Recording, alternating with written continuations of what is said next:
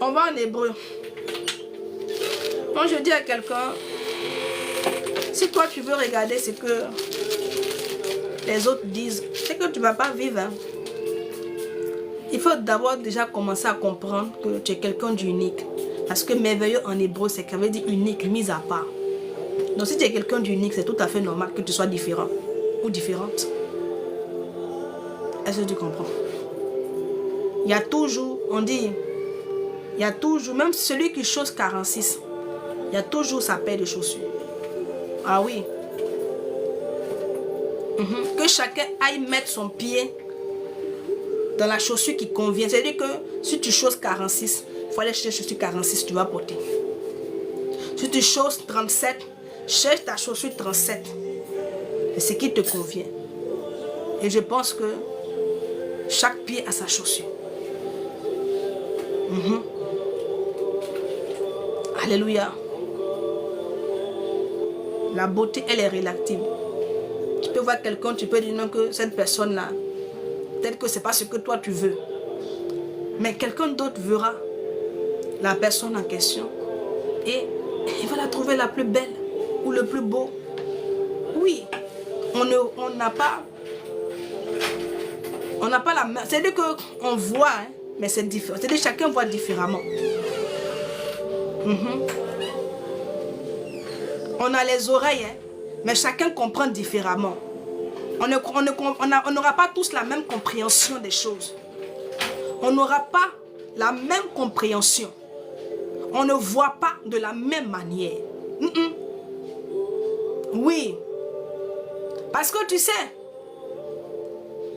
quand tes yeux sont là, tu vois. Mais il y a aussi les yeux du cœur. C'est-à-dire quand tu vois quelqu'un, tu peux voir ce qui est à l'intérieur de la personne. Voilà pourquoi quand Adam a vu Ève, est-ce que tu as vu qu'il a qualifié le physique? Non. Il a vu d'abord ce qui est à l'intérieur d'Ève. Comment lui il voit Ève et puis il a déjà vu ses os? C'est bizarre. C'est bizarre. Il dit os de mes os avant de dire chair de ma chair. Donc lui il n'a pas vu d'abord la chair. Oh, c'est la chair d'abord qu'on voit. Mais comment lui il a fait pour aller voir les os d'Ève? Libro Vaidaos. Voici la capacité, voici ce que Dieu a donné à l'homme, de voir d'abord ce qui est à l'intérieur, avant de voir ce qui est à l'extérieur.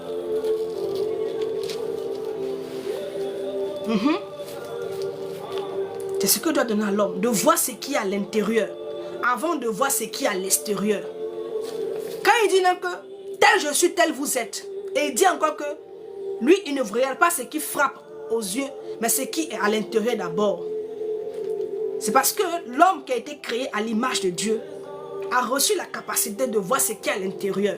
Mais quand l'homme s'est laissé corrompre, donc l'homme s'est focalisé seulement que sur ce qui est à l'extérieur. L'homme maintenant est sur ce qui est à l'extérieur, donc le physique, l'apparence.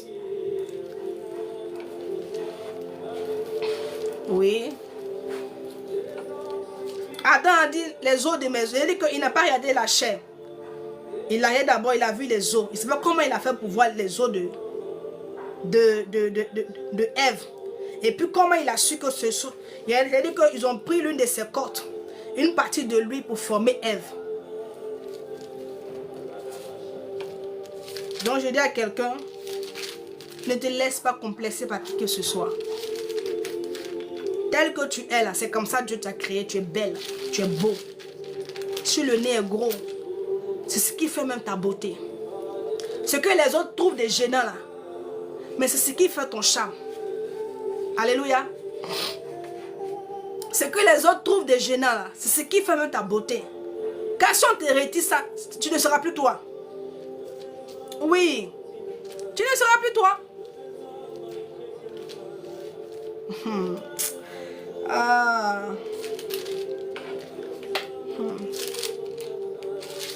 Toi, tu penses que... Est-ce que tu sais dans quel contexte le slamiste, il s'est assis et puis il a dit, je suis une créature si merveilleuse. Est-ce que tu sais dans quel contexte il a fait sortir de la parole?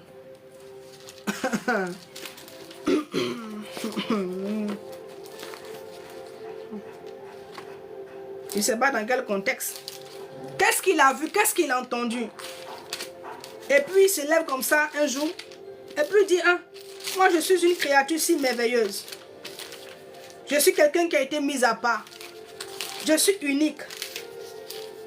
Je suis unique. Ah, je suis unique à mon genre. Alléluia. C'est David qui l'a dit. David. C'est David qui a dit cela. Je suis une créature si merveilleuse là. C'est venu de David. On ne sait pas dans quel contexte. Et puis il a dit cela. Ok. Aujourd'hui on va prendre Hébreux 10, le verset 36.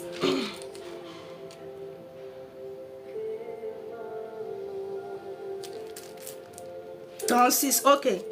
Il dit, car vous avez besoin de persévérance, afin qu'après avoir accompli la volonté de Dieu, vous obteniez ce qui vous est promis. Prenez le verset, Hébreux 10, le verset 36. Hébreux 10, le verset 36. On va voir un peu cette parole-là. Le Seigneur a donné cela, il veut parler à quelqu'un. Au travers de cette parole-là, il y a une pensée de Yahweh pour toi. Mebadou Subrandas. Ya. Est-ce que quelqu'un sent la présence de Yahweh? Ino Dablan Yasso. Je relis encore. Hébreux 10, le verset 36, il dit, car vous avez besoin de persévérance, afin qu'après avoir accompli la volonté de Dieu, vous obteniez ce qui vous est promis. Parole du Seigneur. Que l'Éternel bénisse sa parole. Bien-aimés, ce matin, je ne sais pas quelles sont les promesses que tu as reçues, que tu as eues de la part de l'Éternel. Certainement que là où tu es, tu as la promesse de l'Éternel sur ta vie. Il y a une prophétie qui a été donnée, qui t'a été donnée. Il y a une prophétie sur ta vie qui est en marche, oui, vers l'accomplissement. Mais voici ce que le Seigneur te dit, bien-aimé. Sur ce chemin-là où tu es en train d'aller dans ta destinée, où tu es en train d'aller afin de pouvoir accomplir ta destinée, voici un élément que le Seigneur te donne. Pour que tu puisses accomplir, tu sois amené à pouvoir accomplir ta destinée. Pour que la prophétie que tu as reçue là, bien-aimé, s'accomplisse dans ta vie. Pour que la promesse sur ta vie, bien-aimé, entre dans son accomplissement. Il te dit que ce dont tu as besoin, ce n'est pas l'agitation. Ce n'est pas d'être agité. Ce n'est pas la distraction non plus. Parce que beaucoup parmi vous, vous avez de grandes destinées à accomplir.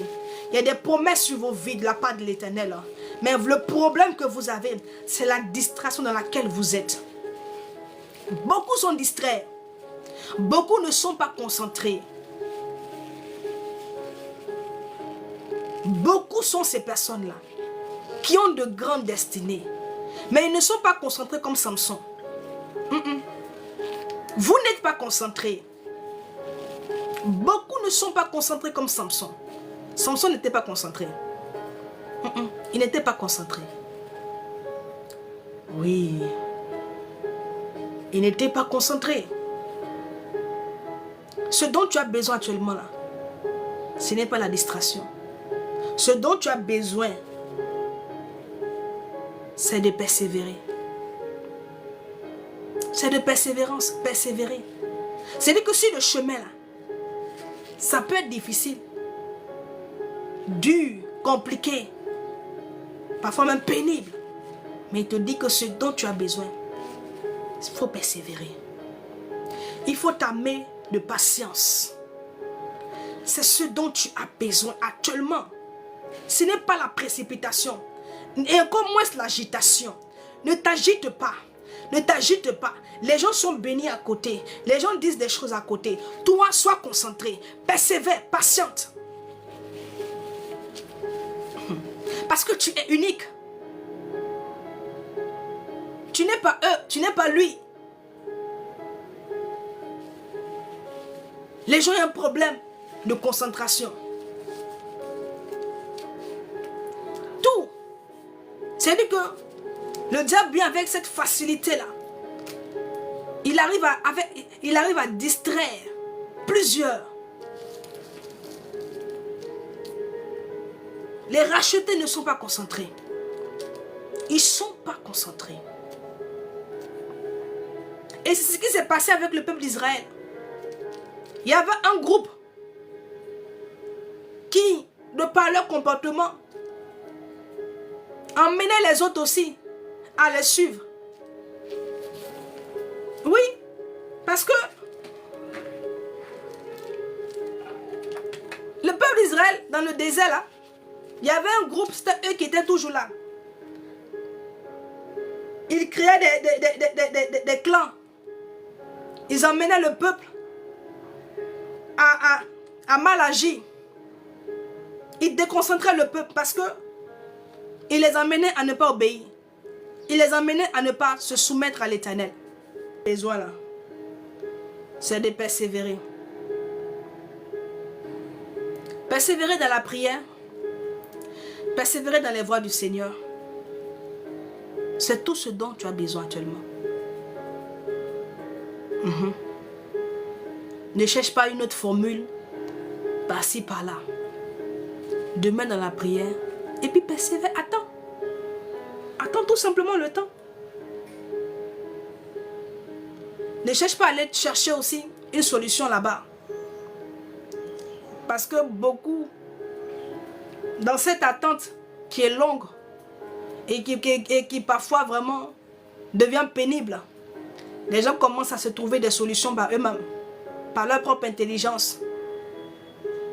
Mais le Seigneur te dit, ce dont tu as besoin, ce que tu dois faire, c'est de persévérer, c'est de patienter. Il est nécessaire pour toi que toi tu patientes. Il est préférable pour toi, pour ta vie, pour ta destinée, pour ce que tu transportes, bien-aimé. Tu dois patienter. Faut pas se presser comme Géasi. Faut pas avoir le comportement de Géasi. Ne soyez pas des Géasi, s'il vous plaît. Dès que quelqu'un là, il ne sait pas c'est qui Géasi. Géasi, c'est le serviteur. C'était le serviteur du prophète Élisée. À cause de quelques pièces d'or, à cause des linges, des vêtements, Géasi a détruit sa destinée. Il a détruit sa destinée. Il a détruit sa destinée parce qu'il était pressé à amasser. Il était pressé à avoir de l'argent. Il était pressé. C'est-à-dire que poussé par la cupidité, poussé bien aimé par l'envie de posséder, il a fini par détruire sa vie. On a tous besoin d'argent. On veut tous se réaliser. Tu veux te réaliser. Tu as des projets, de grands projets que tu veux réaliser, que tu veux accomplir et tout. Mais il ne faudrait pas que ça soit à tous les prix. Est-ce que tu comprends? Il faut aller étape par étape. Étape par étape.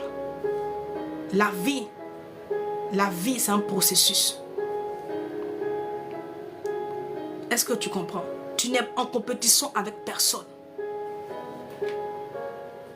Tu es en compétition avec personne. Il faut que ça tu le comprennes. Oui. Tu es en compétition avec personne.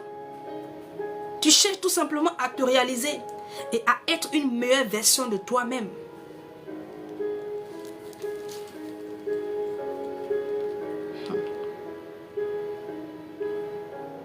Géasi s'est précipité. Il s'est pressé.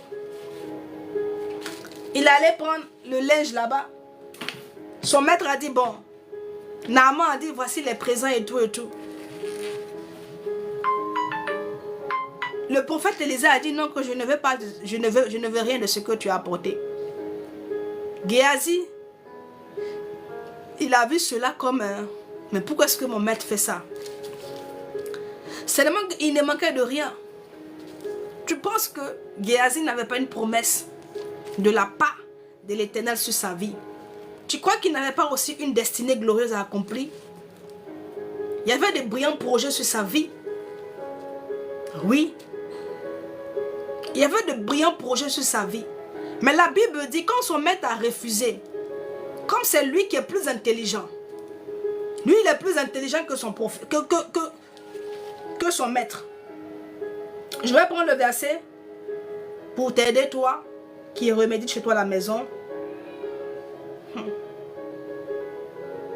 Le chapitre 5, le verset 20. Je ne vais pas trop durer parce qu'on a l'exhortation à 15 heures. Ok. On dit comme ça en 2 Rois 5, le verset 20. Géasi, serviteur d'Élisée, homme de Dieu, se dit en lui-même, voici mon maître a ménagé Naaman, ce Syrien, en n'acceptant pas de sa main ce qu'il avait apporté. L'Éternel est vivant, je vais courir après lui. Et j'en obtiendrai quelque chose.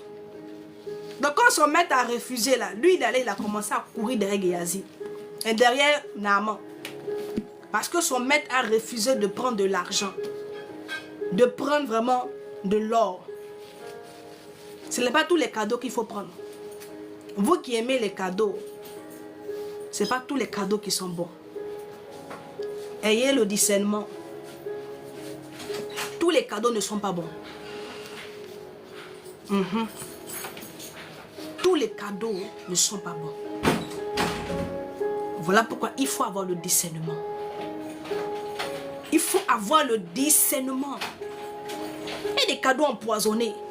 Quand tu ne sais pas, tu prends. Et puis ta vie commence à se mélanger. Pourquoi est-ce que Élisée a refusé de prendre les présents de Naaman? Pourquoi il a refusé?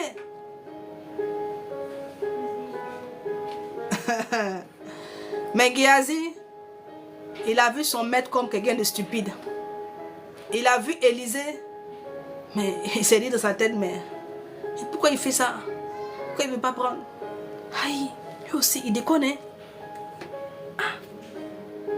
Vaut mieux ne rien avoir et puis être en paix que d'avoir beaucoup et puis être troublé, tourmenté.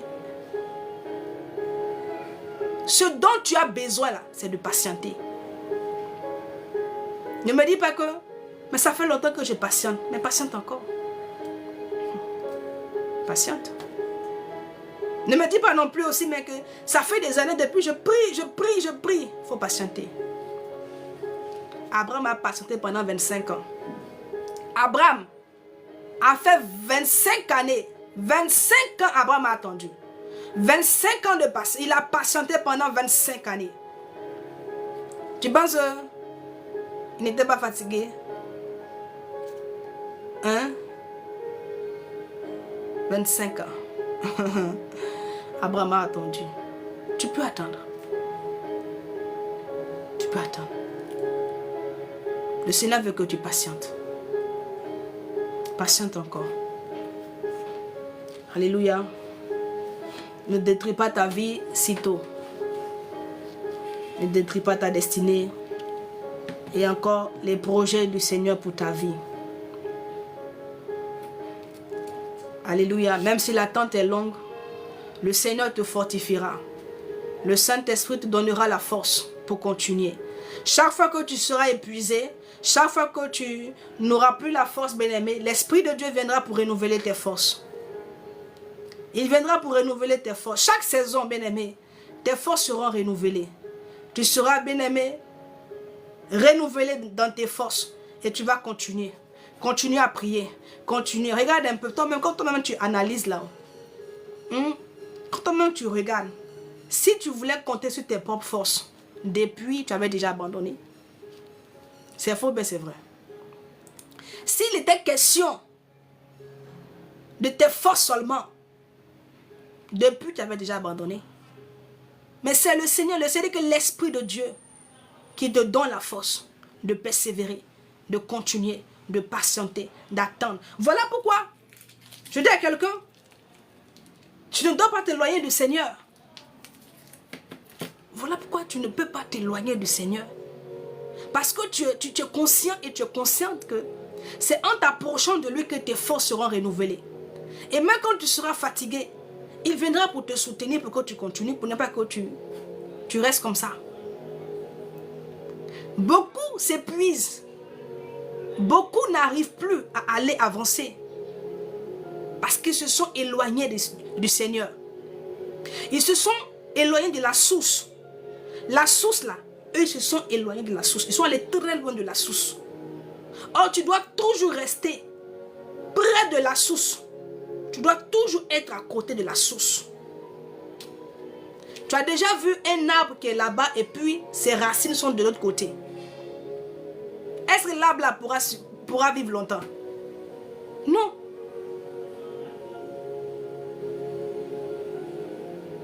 Je n'ai jamais vu un arbre.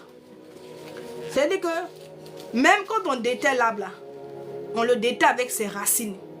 On ne coupe pas une partie pour aller. Non, on le prend avec ses racines. Parce que c'est la racine là qui va puiser les minéraux ou encore de l'eau pour amener jusqu'à ce que permettre à l'arbre de continuer à produire.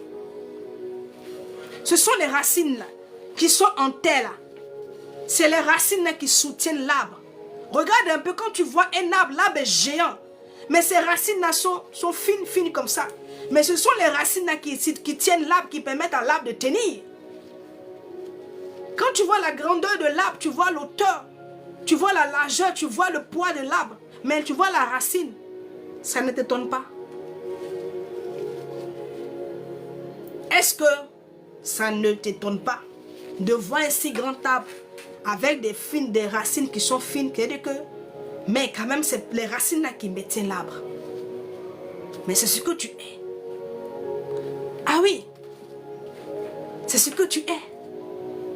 C'est la racine là qui fait l'arbre. C'est la racine là qui fait l'arbre. Sinon que sans la racine, l'arbre n'est rien.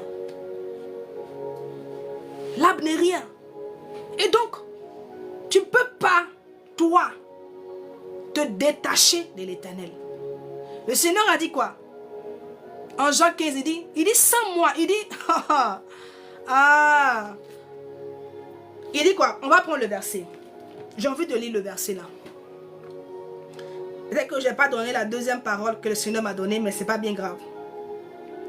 Je crois que cette parole là sera suffisante pour pouvoir t'éclairer. Oui.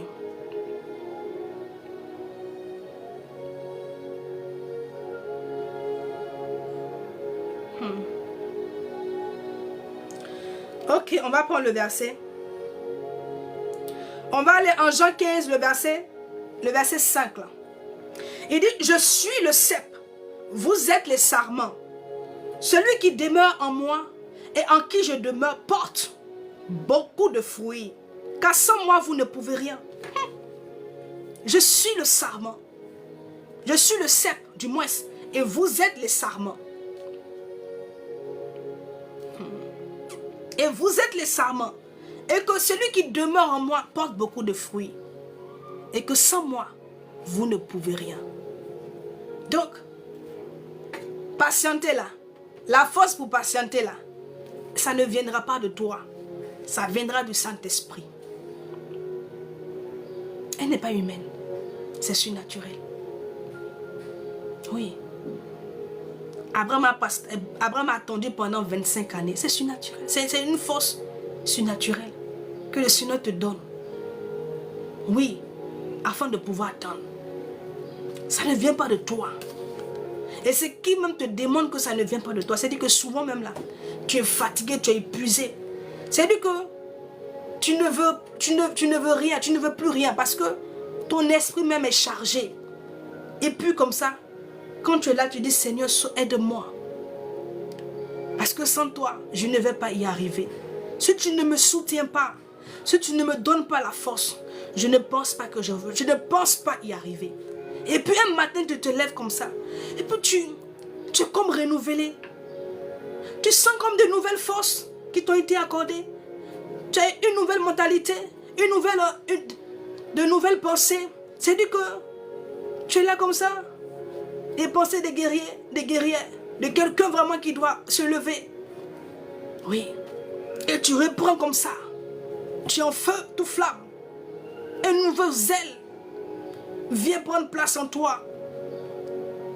Un amour profond pour le Seigneur, pour le chercher, vient s'installer. Parce que tu as crié à lui. Et dont l'Éternel est venu renouveler. Oui. Je ne sais pas si, tel que tu n'as jamais vécu cette expérience, mais je prie que le Seigneur te fasse grâce. Que maintenant, que tu puisses connaître cette force surnaturelle que le Seigneur donne à ses enfants. Ce renouvellement de force, de mentalité, de pensée, de zèle. Afin que toi qui es épuisé, toi qui dis que tu es fatigué, que tu sois renouvelé et que tu continues la marche dans la persévérance, dans la patience et dans les voies du Seigneur, étant attaché au Seigneur. Il m'arrive souvent d'être fatigué. Je suis fatigué, je n'ai plus de force. Même quand je prie, je ne m'entends pas. Je ne sais même pas ce que je dis. Je prie, je dors, je tombe, je me réveille. Souvent, je médite et je tombe de sommeil. Lorsque ça m'arrive comme ça, une fois, deux fois, trois fois, je tombe sur ma Bible comme ça. Je lis, je comprends. J'ai dit que je ne sais pas ce que j'ai. Mes yeux sont là. Je vois les Écritures. Mais je comprends, je ne sais pas. Quand ça m'arrive, je crie au secours. Je dis Seigneur, si tu ne m'aides pas là, je suis foutu. Si tu ne me donnes pas la force dont j'ai besoin, je ne pense pas que je pourrai y arriver. Si tu ne renouvelles pas mes forces, je ne suis pas sûr que je pourrai encore continuer à prier. Et j'ajoute, tu sais que je dépends de toi. Et que sans toi, tout ce que j'ai pu faire jusqu'à aujourd'hui, c'est parce que tu as toujours été là et que tu as toujours renouvelé mes forces. Voici que mes forces m'ont lâché. Où tu es, viens les renouveler. Et le Seigneur, dans sa grâce, dans sa bonté, renouvelle mes forces. Ah oui. Et je suis remotivée. Je dis que j'ai la force pour pouvoir continuer. Mais toi, tu veux faire les choses par toi-même. Cette attente-là, c'est pas avec la force humaine. Hein? Cette patience-là, vraiment, c'est pas avec la force humaine. L'intelligence, non. Hein? C'est avec l'aide du Saint-Esprit. Avec l'aide. Je dis à quelqu'un, ce dont tu as besoin là, c'est de patienter. Il dit, sans moi, là, vous ne pouvez rien. Celui qui demeure en moi, si l'arbre est attaché, est toujours connecté à la racine, elle va subsister. Elle continuera à produire des fruits. La preuve en est, est-ce que c'est dans toutes les saisons que le manguier donne des mangues? Non. Il y a des saisons. Alléluia. Il y a des saisons où le manguier produit la mangue. Il y a des saisons. Alléluia. Et le verset nous dit quoi encore? Tu vois un petit verset comme ça là. Petit verset, juste un tout petit verset. Mais si on doit t'expliquer, moi j'essaie de circoncire un peu les choses pour ne pas que ça soit trop long. Sinon si je veux commencer dessus là, c'est pas maintenant on va quitter. Parce que je vais te prendre les exemples dans la Bible. Des personnes qui n'ont pas été patients, des personnes qui ont été patients et puis qui ont vu la promesse accomplie. Est-ce que tu comprends? Donc il dit car, en Hébreu 10 le verset 36, car Vous avez besoin de persévérance afin qu'après avoir accompli la volonté de Dieu. Le deuxième point ici, le premier point c'est quoi? Il te demande de persévérer, d'être patient. Le deuxième point ici, il dit qu'après avoir accompli la volonté de l'Éternel, après avoir accompli la volonté de l'Éternel. Donc, qu'est-ce que le Seigneur te dit? Il te dit quoi? Sur le chemin qu'il a tracé pour toi. Sur ce chemin-là, c'est-à-dire que ce que toi tu dois accomplir là, ce n'est pas ta volonté, mais c'est lui sa volonté. Et donc, si le Seigneur te parle d'accomplir lui sa volonté, et donc ce qui veut dire qu'il va te faire connaître, il te fera connaître sa volonté. Et pour que l'Éternel te fasse connaître sa volonté, tu dois t'approcher de lui. Tu dois le chercher. Alléluia. Pour qu'il te révèle, pour qu'il te fasse connaître sa volonté. Parce que quand il te révèle sa volonté, lorsqu'il te révèle sa volonté, c'est pour que toi, tu accomplisses cette volonté. Donc, dans ta marche avec le Seigneur là, c'est-à-dire que toi, tu ne fais pas ta volonté. Est-ce que tu comprends? Quand tu as accepté le Seigneur là, ce que tu dois faire là, ce n'est plus ta volonté, mais lui sa volonté. Beaucoup sont là, ils disent Seigneur bénis-moi, Seigneur bénis-moi, donne-moi ça, et puis moi je ferai ça pour toi. L'ignorance, le manque de connaissance nous emmène à faire des prières insensées. Nous avons des demandes insensées. Ah oui, je vous assure. Ah oui, des demandes insensées. C'est-à-dire que quand tu es en train de demander, le Seigneur te regarde. Il dit, voici un insensé. Voici quelqu'un qui n'a rien compris. Beaucoup vous êtes là. Vous attendez à ce que le Seigneur fasse les choses pour vous. Mais la Bible dit, quand toi tu es en train de persévérer, patienter, attendre là, tu t'appliques à faire lui sa volonté. Tu fais ce que lui, en fait ce que le Seigneur lui veut d'abord. Tu ne fais pas d'abord pour toi. Et beaucoup, ils font d'abord pour eux d'abord. Ou encore, tu vois souvent des prières, Seigneur, si tu fais ça pour moi, je ferai ça pour toi. Je ferai ça pour toi. Seigneur, fais ça là pour moi. Si tu déconnes ma situation ici là, parce que c'est ce que je ferai pour toi. La Bible dit de faire sa volonté. Et le plus souvent, quand tu demandes au Seigneur, Seigneur, fais ça pour moi. Tu sais à quel moment le Seigneur fait? Quand dans ce que tu as demandé là, il a son intérêt. Mais le plus souvent, beaucoup demandent des choses pour eux-mêmes. Le Seigneur n'a pas d'intérêt dans ce qu'il demande. Il n'a pas d'intérêt. Parce que souvent, la Bible dit, il dit, mettez-moi à l'épreuve. Et vous verrez si je n'ai pas pour vous les exclure dessus. Il y a des personnes qui peuvent demander des choses en contrepartie. Il peut dire au Seigneur, Seigneur, je prends un exemple. Seigneur, donne-moi le travail. Et afin que, au travers de ce travail-là, je puisse vraiment soutenir vraiment, soit peut-être tel orphelin, ou même soutenir tel ministère, pour aider vraiment ton serviteur au niveau financier par rapport aux besoins de l'église. Mais bien aimé, mais cette prière-là, cette demande-là, est-ce qu'il n'y a pas l'intérêt de Dieu à l'intérieur? Si. Est-ce qu'il n'y a pas l'intérêt de Dieu à l'intérieur? Si. Parce que le travail que tu demandes là, c'est pour qu'au travers de ce travail-là, par rapport à ce que tu recevras comme paye là, tu puisses aussi soutenir l'œuvre de Dieu pour que l'œuvre puisse avancer. Donc Dieu trouve son compte dans ce que tu as demandé. Il va te l'accorder. Mais il y a d'autres qui demandent à Dieu. C'est-à-dire que ce qu'ils demandent là, c'est uniquement que typiquement que c'est focalisé que sur eux-mêmes, leur intérêt. Dieu n'a aucun intérêt à l'intérieur. Maintenant, eux, ils demandent au Seigneur de faire pour eux d'abord. Maintenant, après, ils feront pour le Seigneur.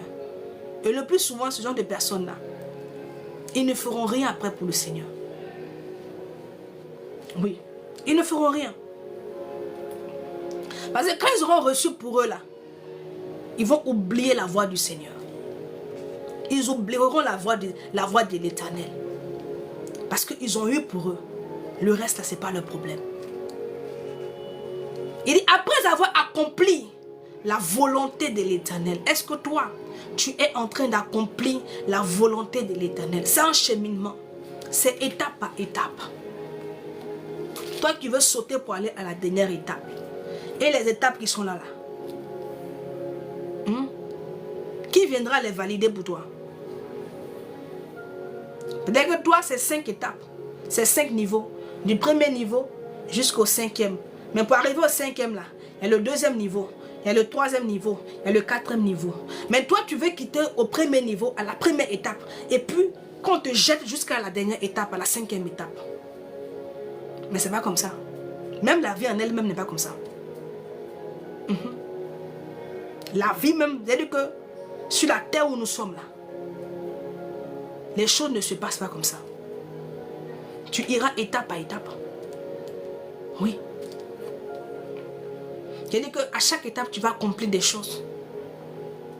C'est-à-dire que toi, on te met à l'école, tu es au CP1, et puis la rentrée prochaine, tu vas au CM2. C'est ce que vous demandez à Dieu. Parfois vos prières là, hein? En fait, je te donne une image pour que tu comprennes. C'est une image que je te donne. Parce qu'avec l'image là, tu vas mieux comprendre. C'est-à-dire que tu es au CP1. Et puis, en même temps, au lieu d'aller au CP2, toi, on te met maintenant au CM2. La plupart de vos prières sont comme ça. Voilà pourquoi vous ne pouvez pas. Vous n'arrivez pas. Parce que les autres étapes là, qui viendra pour pouvoir les accomplir pour toi? C'est toi ton parcours. Ce sont toi tes épreuves. C'est-à-dire que c'est un processus pour ta vie. Donc tu laisses tout ça là. Qui viendra pour accomplir? Donc le Seigneur te dit d'accomplir sa volonté. Ce qui est intéressant. Parce que ce que beaucoup n'ont pas compris, c'est que dans lui, sa volonté là, il y a l'accomplissement là-dedans. C'est-à-dire que l'accomplissement de la promesse ou de la prophétie là, elle est cachée dans la volonté de l'Éternel. Il a caché dedans. C'est caché. Mais beaucoup ne voient pas ça. Parce que c'est caché. C'est quand tu pousses que tu vois. Donc c'était pour ça. Oui, c'est comme ça. Quand le Seigneur dit accomplis ma volonté, bien aimé, que tu as en tête que c'est-à-dire que sa volonté là, c'est sa promesse pour ta vie là. En faisant sa volonté là, c'est-à-dire qu'elle te propulse vers la promesse.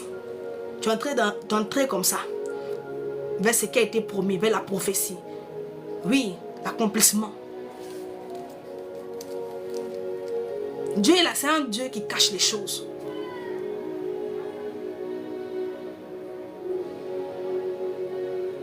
Oui, c'est un Dieu qui cache les choses. Il cache.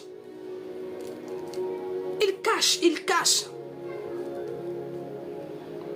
Voilà pourquoi la Bible dit que il dit cherchez-moi. Mais lui-même il se cache. Il cache les choses. Il faut chercher. Et puis tu trouves. Oui, sa volonté là, ce sont ses commandements. Les commandements. Et aussi, ça peut être des choses qu'il peut te demander de faire. Le Seigneur peut te dire que fais ça. Je veux que tu fasses comme ça. Je veux que tu marches comme ça. Je veux que tu ailles à tel endroit. Je veux que tu fasses ça.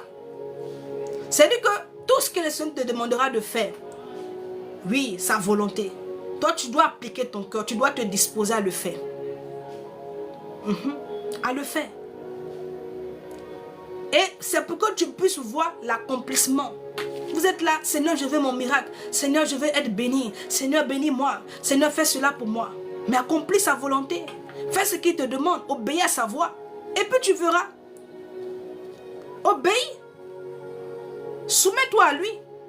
Et tu verras si c'est que la promesse qu'il t'a... la promesse que tu as reçue de lui là, si tu ne verras pas la promesse accomplie. Mais vous ne voulez pas, non Seigneur. D'autres même, ils trouvent cela difficile.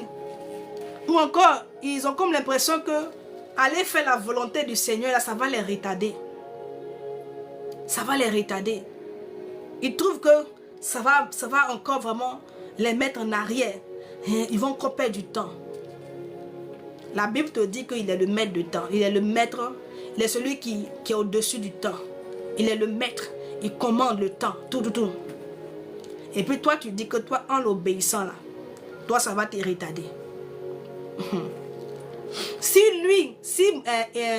Josué a dit au Seigneur, il a fini de parler avec l'Éternel. Il est venu, il a dit au soleil, il faut t'arrêter. Donc, il a bloqué le temps. Josué a bloqué le temps. On dit l'Éternel a entendu, il a écouté la voix de l'homme. Il a bloqué le temps. Parce qu'il a demandé au soleil de ne plus bouger. Il a demandé aux astres, au soleil de s'arrêter, de ne plus bouger. Or, nous savons qu'on dit que c'est la terre qui tourne autour du soleil. Donc, si c'est la terre ou si c'est le soleil, entre les deux là, quelqu'un a arrêté sa course. Entre les deux là, quelqu'un a arrêté sa course. Nous, à l'école, c'est qu'on nous a appris là, on dit que la révolution, la terre tourne autour du soleil. Donc, c'est la terre là qui vient tourner autour du soleil. Mais Josué dit que le soleil s'arrête si Gabaron. Il a dit que lui, il a ordonné au soleil de s'arrêter. Donc, si c'est la terre, c'est que c'est la terre qui s'est arrêtée. Donc, lui, il a parlé au soleil et le soleil a transmis l'information à la terre. Et puis, la terre s'est arrêtée. Car c'est la terre qui tourne autour du soleil. Maintenant, à savoir, si c'est qu'on a appris à l'école, si c'est vrai ou pas. Question. Hein? Question. Parce que la parole de Dieu là, elle est la vérité. Hein? La parole là, c'est ça qui est notre vérité. Donc question. Est-ce la terre qui tourne autour du soleil? Ou c'est le soleil qui tourne autour de la terre? Mais c'est qui est sûr? La Bible dit que le soleil s'est arrêté. Donc Josué a bloqué le temps. Maintenant toi, le Seigneur te dit, il faut l'obéir. Il faut faire sa volonté. Toi, tu penses que ça va te faire perdre. Tu vas perdre le temps. Tu vas perdre le temps. Le fait d'aller servir le Seigneur, le fait de faire ça, tu vas perdre le temps. Hein? Quelqu'un qui tient le temps. Aïe, aïe, aïe, aïe, aïe. Le chronos est soumis au kairos. Le kairos, c'est le temps de Dieu. Le temps dans lequel Dieu agit.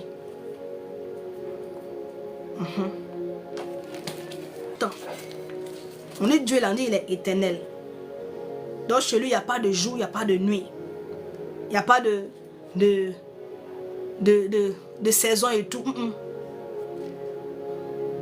Nous, le temps ici, on est défini par les 24 heures, qui est le chronos. Et puis il y a le kairos, le temps dans lequel Dieu lui agit. Donc le chronos là, le chronos est soumis au kairos. Trois types de temps. Il y a le chronos, il y a le kairos et il y a le ainos. Le ainos. Il y a trois types de temps. Trois.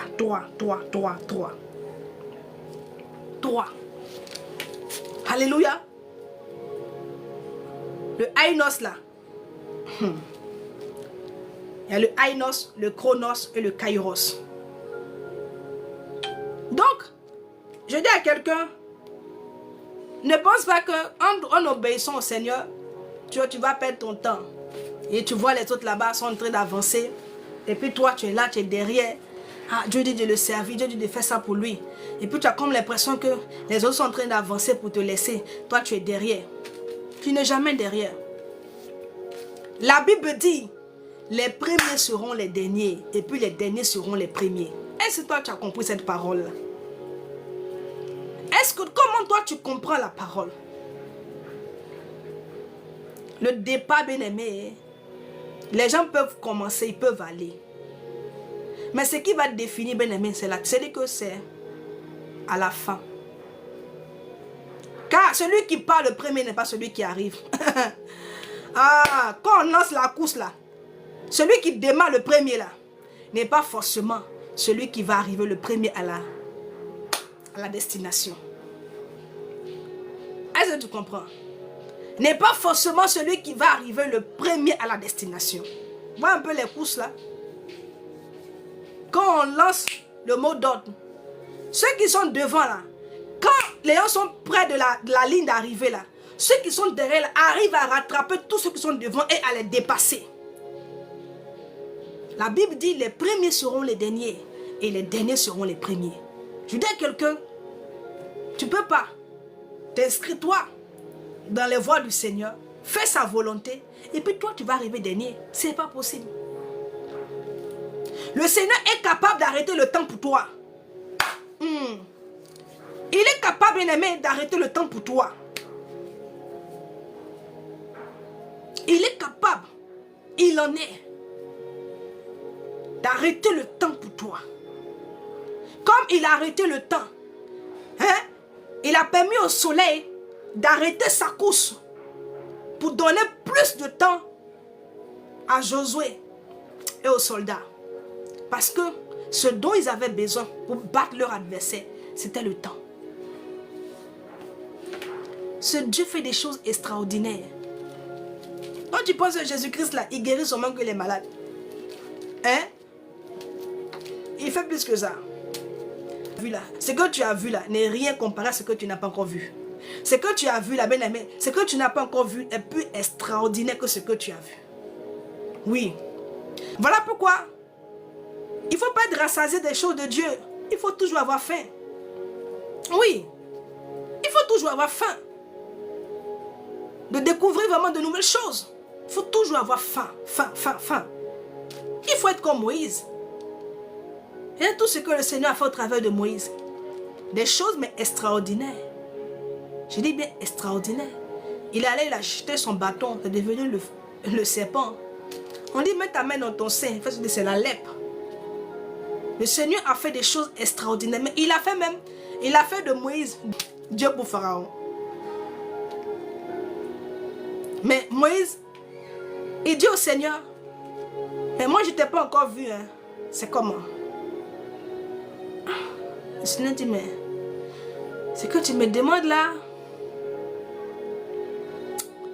personne ne peut me voir plus vivre. Hein. Il pouvait se contenter de la nuée, le feu qu'il voyait. Mais non, il savait qu'il y avait plus à voir. Que ce qu'il n'avait pas encore vu était plus extraordinaire que ce qu'il avait déjà vu. Ah! Ce qu'il n'avait pas encore vu était encore plus extraordinaire que ce qu'il avait déjà vu. Et oui, la Bible dit on ira de gloire en gloire. Donc ce que tu n'as pas encore vu est encore plus glorieux. Hey. Ce que tu n'as pas encore vu est encore plus glorieux. Toi tu as vu une petite gloire seulement, c'est fini. Tu es bloqué. Tu ne veux plus avancer le Seigneur. Mais tu te prives de bonnes choses. Il dit, mais moi je veux te voir. C'est comment? On fait comment? Je paraphrase, hein. Le Seigneur dit, mais ce que tu me demandes là, personne ne peut me voir et puis vivre. Mais cependant, il dit, va dans le rocher. Ah, le rocher c'est qui? C'est Jésus. Voici comment nous voyons le Seigneur. Car nous sommes cachés en lui.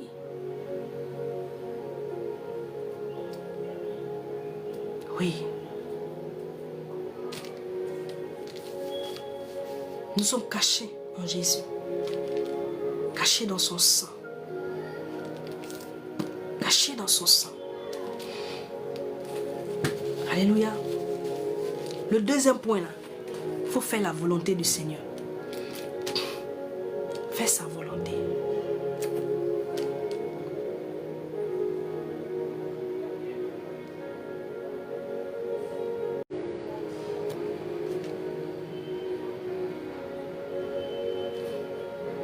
Je ne répondrai pas à ta question. Alléluia. Si tu penses que je n'adore pas le vrai Dieu, donc va où on adore le vrai Dieu. Là-bas on pourra répondre à ta question. Les bros d'Abba Oussaï. Les pharisiens sont venus, ils ont posé une question au Seigneur. Il leur a demandé, le baptême de Jean là, ça venait de qui? Ils se sont assis là-bas ils ont réfléchi jusqu'à... Ils ont dit, ah, si on dit que ça vient du Seigneur, nous dirons, mais pourquoi est-ce que vous n'avez pas cru en lui? Et après, ils sont venus, ils ont dit non, qu'on ne sait pas. Parce que ta question, elle n'est pas saine. Tu vois, non? Donc je ne peux pas te répondre. Oui. C'est pas tout on répond. Est-ce que vous comprenez? Il faut aller sur les plans. Ils essaient de comparer le Coran et la Bible. Mon Dieu m'a appelé pour ça. Hein. Dieu m'a appelé pour préparer le chemin. À son chemin. Préparer les cœurs au retour de Jésus. Sur la terre où on est venu, chacun a sa mission. Que chacun fasse pourquoi Dieu l'a appelé. Je ne suis pas dans les débats stériles. Est-ce que vous comprenez? Et donc, je veux dire à quelqu'un, le deuxième point ici, là, de faire la volonté du Seigneur. Quand tu seras en train de faire sa volonté, bien-aimé, dans cette volonté-là, tu retrouveras l'accomplissement de ta destinée. Est-ce que tu es trop sur les intérêts?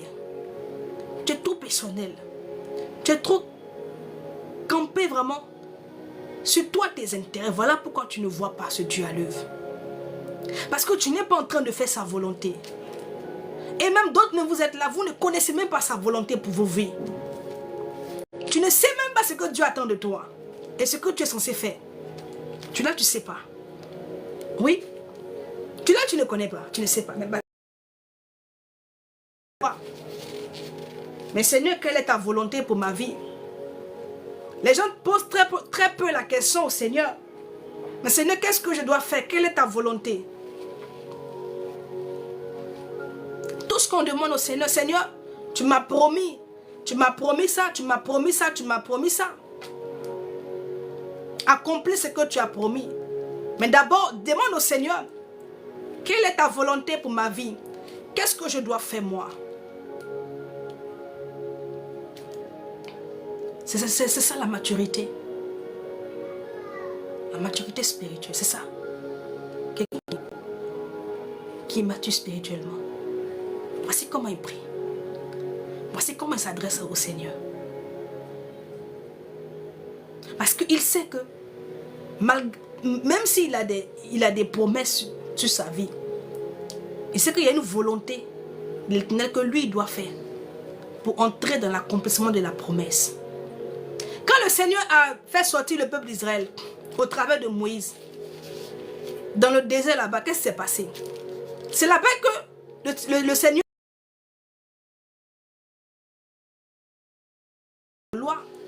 de la loi. Quand il a fait sortir le peuple là, quand ils sont arrivés au désert, après il a appelé Moïse, il dit monte sur ma montagne, je te remettrai les tablettes de la loi, de comment est-ce que le peuple doit marcher. Ou bien c'est faux? Il leur a dit comment c'est marcher, comment est-ce qu'il devait se tenir, et donc il devait donc faire quoi? Obéir au commandement. C'était ça, la volonté de l'Éternel. Il devait faire quoi? Obéir pour pouvoir entrer dans l'accomplissement de la promesse qui était sur leur vie. Et c'était quoi cette promesse-là? Entrer à Canaan, là où coule le lait et le miel. Entrer dans leur destinée, posséder leur héritage. Qu'est-ce qui s'est passé? Ils ont reçu les tablettes de la loi, tous les commandements. Comment est-ce qu'ils étaient censés se tenir et marcher? Comment ils devaient disposer leur cœur à obéir à ces commandements? Mais de toi à moi, quand ils n'ont pas soumis leur cœur, lorsqu'ils n'obéissaient pas, qu'est-ce qui se passait? Ils mouraient. Oui.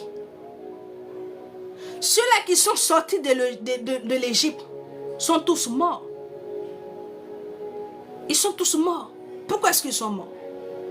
Est-ce que la promesse, elle était toujours là? Oui. La promesse, elle ne meurt pas. La promesse là, elle ne meurt pas. Et ils sont morts. Mais est-ce pour autant que la promesse a été annulée? Mais que non. Le Seigneur a continué avec leurs enfants. Oui, donc quelqu'un doit comprendre que toi tu peux ne pas obéir. Si toi tu n'obéis pas là, le Seigneur va continuer avec tes enfants. Car cette promesse là, elle ne meurt pas. Voilà pourquoi il faut que tu obéisses. Il faut que tu fasses sa volonté. Pour que tu puisses, bien aimé, entrer dans l'accomplissement. Et ils n'ont pas obéi. Mais la promesse était là. Ils avaient la promesse. Ils n'ont pas vraiment fait la volonté que le Seigneur voulait. Ils étaient des rebelles. Ils se rebellaient à tout moment. Ils se rebellaient. Ils ne voulaient pas obéir. Ils ne voulaient pas. Ils ne voulaient pas obéir. Et ils voulaient tout simplement aller entrer à Canaan dans leur désobéissance.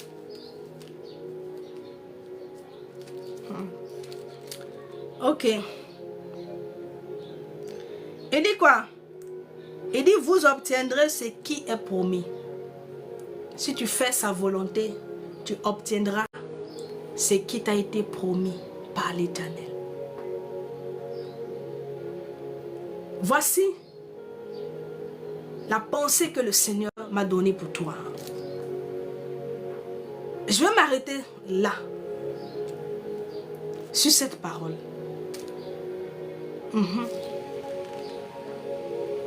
Il ne faut pas te borner ou encore rester là à rêver seulement. Oui, il y a une promesse sur ma vie, s'il te plaît. Que tu transportes dans une grande destinée, mais tu appliqueras ton cœur à faire la volonté du Seigneur.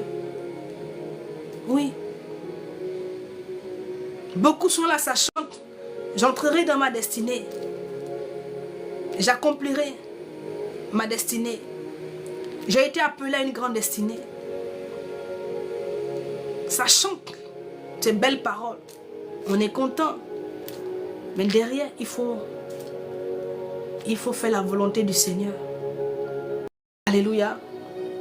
Que le Seigneur te donne à comprendre vraiment ces choses. C'est pour t'aider toi. Pour t'aider. Au carrefour là où tu es, le Seigneur t'emmène cette parole-là. Pour ne pas que tu te loupes. Le plus souvent, beaucoup ont comme l'impression qu'ils sont en retard dans leur vie. Ils sont en retard dans tout. Mais le retard est causé par quoi? Si tu as emprunté, tu dois aller quelque part. Tu dois aller quelque part, une destination. Et puis tu n'as pas emprunté la bonne destination. Imagine que tu décides comme ça, ou bien tu empruntes un autre chemin. Ou bien tu empruntes un taxi qui ne connaît pas le chemin. Qu'est-ce qui va se passer? Tu vas arriver en retard. En retard. Parce que tu as emprunté le mauvais chemin.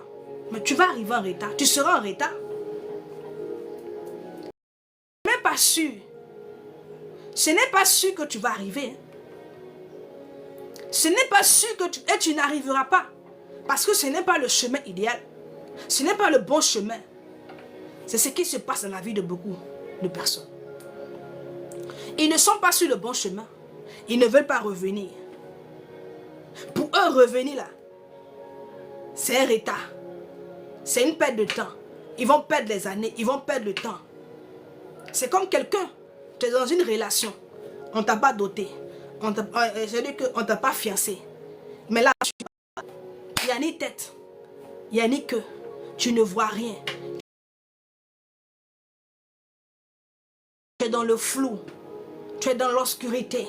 Tu es dans les ténèbres. Ta vie est bizarre. Tout est mélangé. On te parle mal. On te blesse. On te frustre. Tu es là-bas. Ton âme est touchée. Mais il faut sortir. Et puis tu reviens à la caisse des départs. Et puis tu reviens à la caisse des départs. Il faut sortir de là. Les gens, ils veulent d'abord, quand ça commence là, ils veulent vraiment être amochés même. C'est-à-dire avoir des séquelles avant de sortir. Ils veulent même que l'âme soit brisée, brisée, brisée. Là-bas, tu sais qu'il n'y a pas d'avenir pour toi. Tu sais que ce n'est pas le bon chemin que tu as emprunté. Parce que cette relation ne te mènera nulle part. Toi-même, tu es consciente. Toi-même, tu es conscient. Tu sais, dans ton âme, dans ton esprit, que la relation, là, cette relation-là, elle ne va t'emmener nulle part. Nulle part.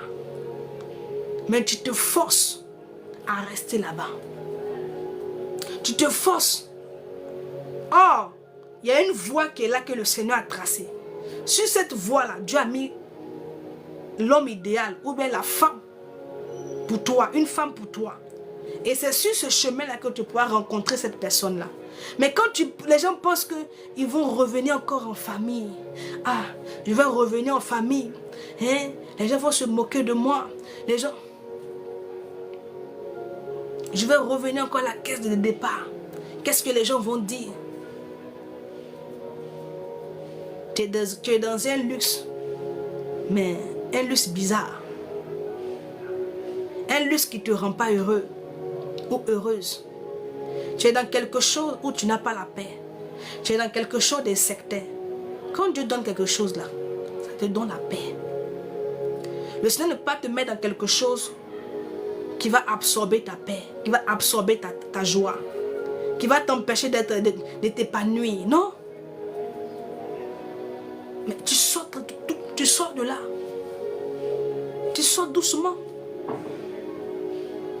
Et puis tu reviens sur le chemin que le Seigneur a tracé pour toi. Et puis tu vas tout doucement sur ce chemin-là. Vous savez, j'ai pour habitude de dire que sur la terre où on est venu là, chacun porte sa croix. Oui.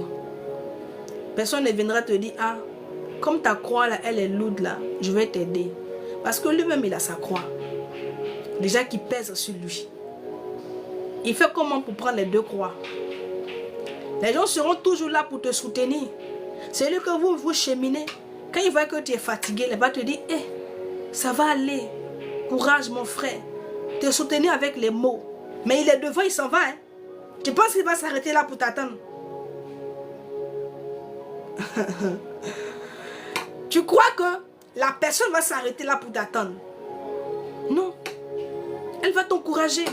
Lève-toi. Prends courage. Fortifie-toi. Jésus est vivant. Jésus est puissant. Il est là. Ne te décourage pas. Elle va t'encourager, te galvaniser avec les mots. Quand elle finit, elle continue son chemin. Croyant que les paroles là pourront vraiment t'aider. Parce que la parole a une puissance. Il y a une force dans la parole. Et je dis à quelqu'un, c'est ta croix. C'est ta croix. Porte-la. Et puis continue le chemin. Sois sur le bon chemin. Sois sur la bonne voie. Si tu es sur le bon chemin, tu y arriveras. Mais pas sur le bon chemin, bien-aimé, la vie même va te dégoûter. Parce que tu marcheras sans pour autant arriver. Tu ne vas jamais arriver si tu n'es pas sur le bon chemin. Tu as comme l'impression que tu marches, mais tu ne vois pas le bout. Tu dis, mais c'est quel chemin ça? On marche, on marche, on marche, on n'arrive pas. Mais tu ne peux jamais arriver. Tu n'es pas sur le bon chemin. Comment tu imagines arriver? C'est comme ça, beaucoup ont été sur des chemins. Ils n'ont pas pu et quand ils sont morts. Ils n'ont pas vu la destination quand ils sont morts. Et donc, ils ne sont pas entrés dans l'accomplissement de leur destinée. Oui. Ils n'ont pas vu les projets que le Seigneur a préparés pour eux. Et puis, ils sont morts. Ils ont quitté la terre. Sans pour autant, sans accomplir tout ce que le Seigneur avait déjà préparé pour eux. C'est la faute à qui? Ce n'est pas la faute à Dieu. À qui tu dois t'en prendre? Mais à toi-même. Parce que lui te dit, voici le chemin. Il dit, voici je mets devant toi le bien et le mal. Mais je t'exhorte à faire le bien. Je t'exhorte à aller sur ce chemin-là. Je t'exhorte à emprunter ce chemin-là. Maintenant, c'est à toi de comprendre que le chemin que le Seigneur m'exhorte à emprunter, c'est le meilleur chemin. C'est le bon pour moi. C'est vrai que ce n'est pas un chemin de tout repos. Ce n'est pas un chemin facile. Ce n'est pas un chemin qui est facile. Mais je suis sûr et convaincu que si j'emprunte ce chemin-là, ce chemin qui est Jésus-Christ, car il dit, je suis le chemin, la vérité, la vie. Je suis le chemin, la vérité et la vie. Tu es convaincu que si tu empruntes ce chemin-là, tu auras la vie. Tu auras la victoire. Tu triompheras. Tu vaincras. Tu arriveras. C'est ce chemin que l'apôtre Paul a emprunté. Et il a dit, j'ai achevé la course. J'ai achevé. J'ai achevé la course.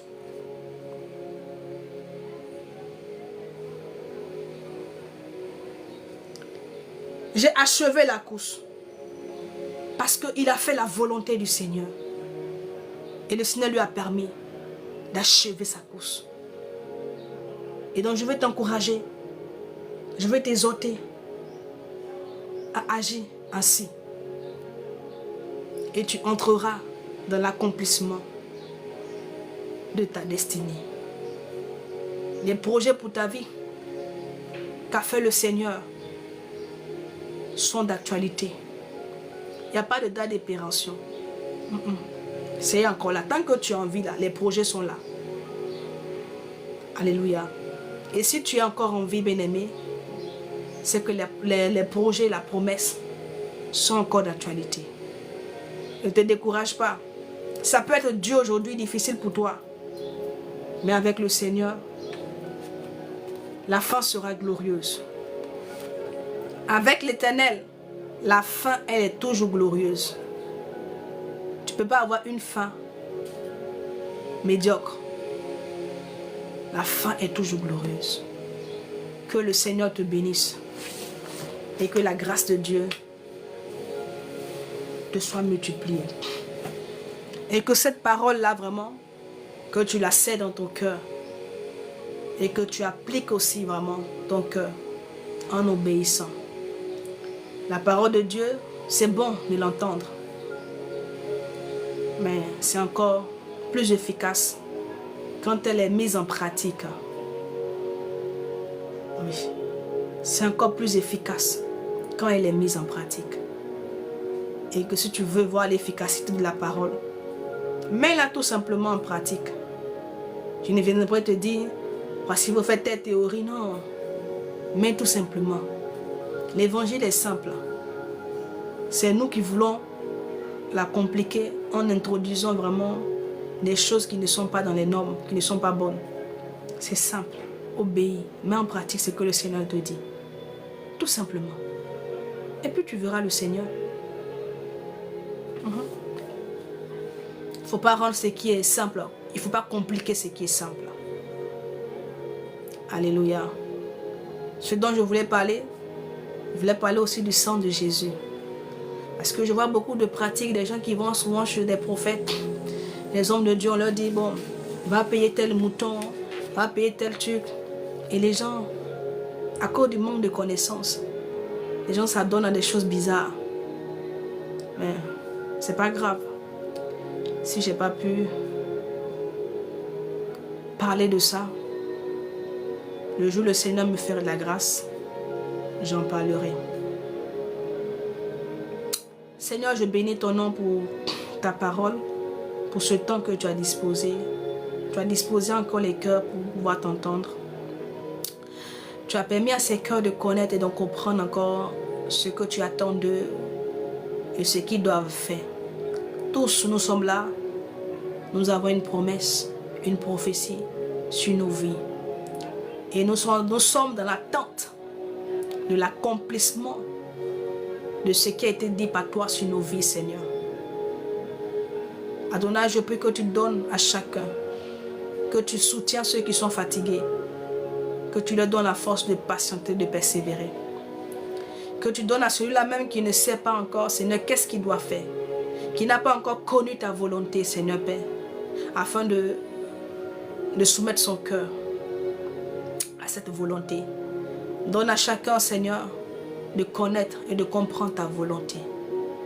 Merci encore pour ceux que tu fais entrer, ceux qui l'ont déjà connu, Seigneur Père, et qui ont déjà commencé à appliquer leur cœur à faire ta volonté, ceux qui font déjà ta volonté, ceux qui t'obéissent, qui sont soumis à ta voix, qui sont soumis à toi.